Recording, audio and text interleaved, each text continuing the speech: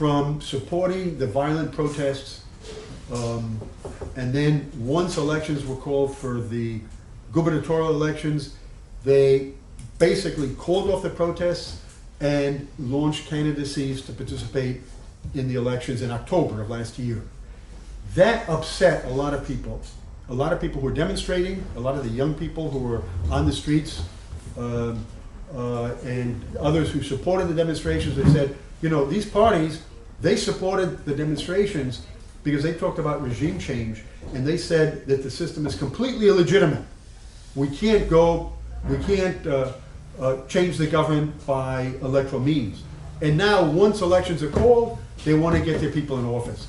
So the opposition was, you know, a lot of people thought that the opposition was just opportunistic, and that's what people are saying today. I mean, you speak to anybody who's anti-Chavez, the majority of them say the opposition is almost, I mean, they practically use this concept of plague on both your houses.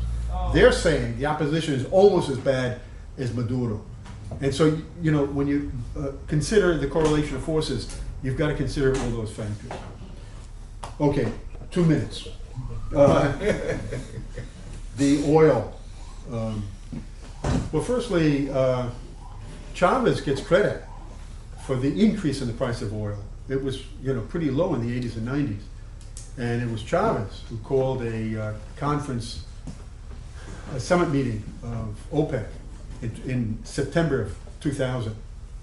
And they established a plan in which the price of oil fluctuated between $22 and $28, with you know, producing more if it goes less than $22 and less if it goes over 500,000 barrels more or less, depending on the fluctuation.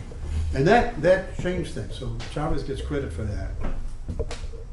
Now, your question about what your statement is, a lot of people in Venezuela, a lot of Chavistas say, and you see it on the Chavista channel, that the Chavistas believe that the fracking and the shale oil is a strategy to undermine the position of Russia, Iran, and Venezuela. That's what they said. I don't know. I mean, you could accuse them of conspiracy theory. I don't know. I mean, it's possible. But what is clear is that, let's face it, it's been impossible to predict the price of oil.